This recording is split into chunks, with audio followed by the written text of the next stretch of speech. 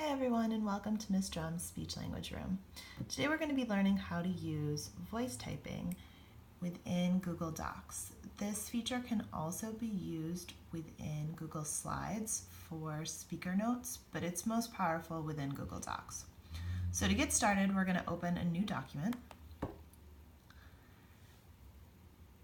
And then we're going to go up to Tools and scroll down to voice typing.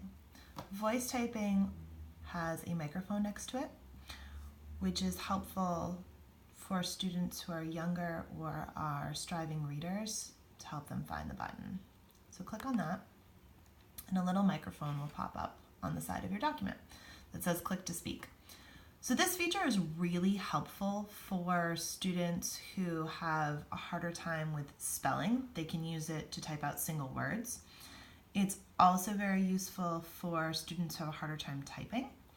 And I really like it because a lot of students and adults alike are much better at verbally expressing their ideas than they are at putting them down on paper. And this allows them to do exactly that. So what you're going to do is click to speak. And the first time you do this, a little prompt will come up that says Google Docs wants to use your microphone.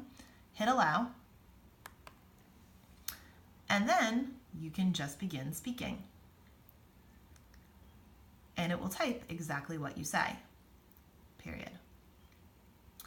Of course, this isn't always perfect. It is a computer, and so sometimes it has a harder time with the human voice, particularly if you start speaking really, really fast, it has a harder time to keep up. But generally speaking, it does a fairly good job with it. You can also do things like input punctuation, period, exclamation point, question mark, or start a new line, new line, new line. That was a good example of it having a harder time. Period. New line, new line. So in those cases, which can sometimes be frustrating for kids, they might just have to hit enter.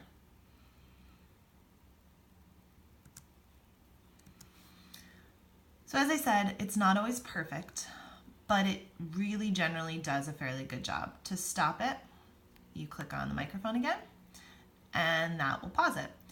I always tell my students to do this when they're asking for help or might be talking to a neighbor so that it doesn't start typing what they're saying that's not in relation to the story that they're trying to tell or the essay that they're trying to write.